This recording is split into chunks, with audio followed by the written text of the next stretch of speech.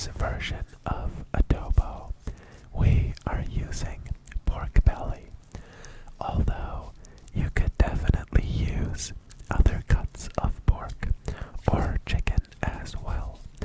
Although with chicken, keep in mind, you would braise it for a shorter time in order to not dry it out completely. This piece of pork belly still had some of the rib bones attached, so I am taking those out, cutting the piece of pork belly in half, and using my knife to take the skin off of the meat. Now, if we were to leave this pork belly whole, I would have tried harder when removing the skin, because I did not do that good of a job. But since we are cutting it up into tiny pieces, it doesn't matter as much. Once we have taken all of the skin off of the pork belly, we can move on to slicing it and dicing it into these little cubes. So we first cut it into strips, and then cut these strips into these, I guess, around inch by inch, 1 inch by 1 inch cubes. You want the cubes to be somewhat of a uniform size, because if they aren't, some will braise much shorter than others, and some will be left falling apart, while others are not yet tender. Now with the pork to the side, we are taking out some of these whole garlics, these garlic balls. Chinese garlic, we call it here in Austria. Do you have a name for it? I feel it is just so much easier to peel, so I prefer it to regular garlic, and the taste is the same. So I am taking a couple of those, taking the skin off, and then splitting them in half, so it makes it easier to bruise them up a bit. So we want to crush these a bit to release some more flavor in the braising process. Setting those aside, we can now move to the pot and start the braise. We want to get some nice caramelized bits of pork, so we'll look to get a good crust on all sides of the pork belly. And to be honest, I'm definitely guilty of being impatient when it comes to developing a nice Maillard reaction before a braise, because I always scrape the bottom way too soon, and the pork kind of looks gray as opposed to golden brown. You want to do this in batches, and make sure not to overcrowd the pan, otherwise your pork will just be boiling, simmering away. Some of the pieces actually did get some nice crust.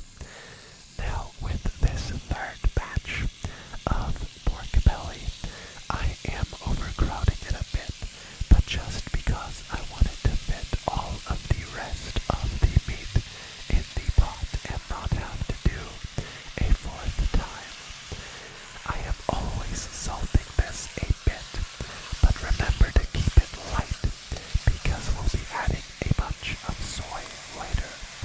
I am also adding some brown sugar to this pot now, so that can caramelize as well and get some crispy golden edges on the pork. Now I am adding the crushed garlic, as well as a bunch of whole black pepper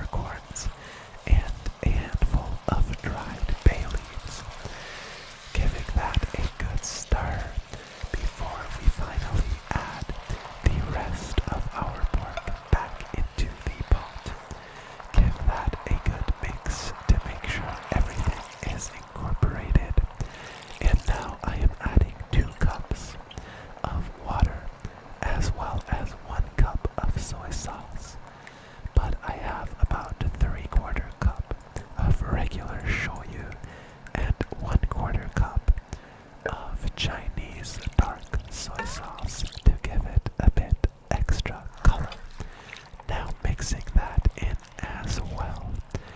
And I sadly couldn't get the right kind of vinegar, so I am using a different kind of light white vinegar. And this bottle really makes it hard to get a cup of vinegar into this pot, but we managed. So also adding a cup of vinegar, and now we are going to let this braise for about an hour until the pork is nice and tender. Now moving on to a side of jasmine rice. This rice packet also making it quite difficult to get enough rice out of this package. Getting the rice into a glass as a measuring cup and adding it to the rice cooker bowl. And I just love the sound the rice makes.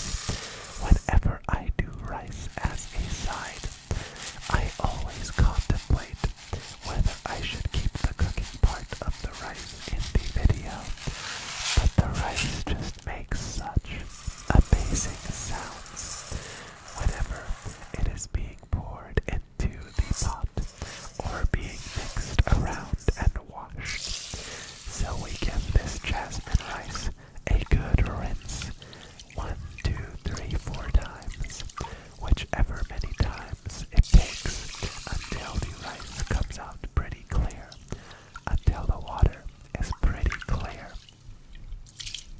I gave this rice a couple of rinses that are not on video, and the water came out pretty clear in the end. This rice looks very, very delicious, doesn't it? I am now adding a 1-to-1 ratio of water to the rice and setting it off to cook in the rice cooker. Now, this will be the first time using my new bunka on video, and I decided to try and give it this blue patina, and I kind of succeeded, I guess. It looks kind of blue, but it also looks kind of brownish in other spots. But I guess the patina will continue to develop as time goes by. Now I am slicing some spring onion to have as a garnish, and we set that off in a stainless steel bowl to the side.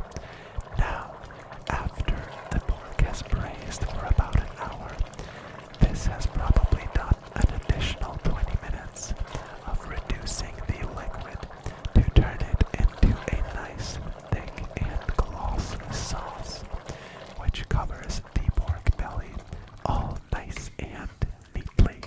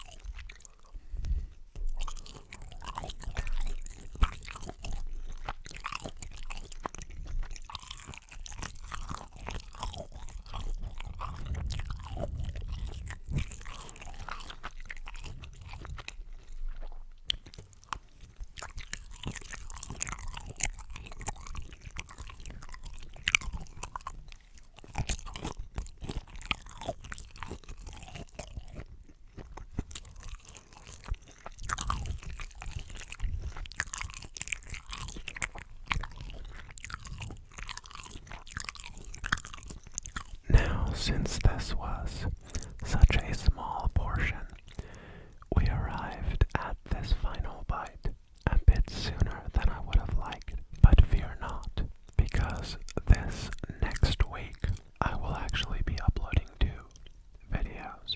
There will be the regular Friday upload, which might be Valentine's Day themed, depending on your guys' comments.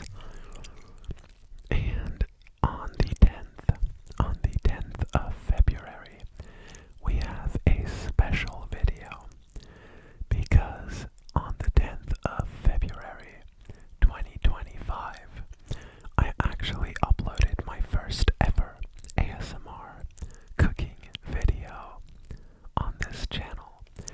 So we have a sort of 1-year celebration waiting for us on the 10th of February.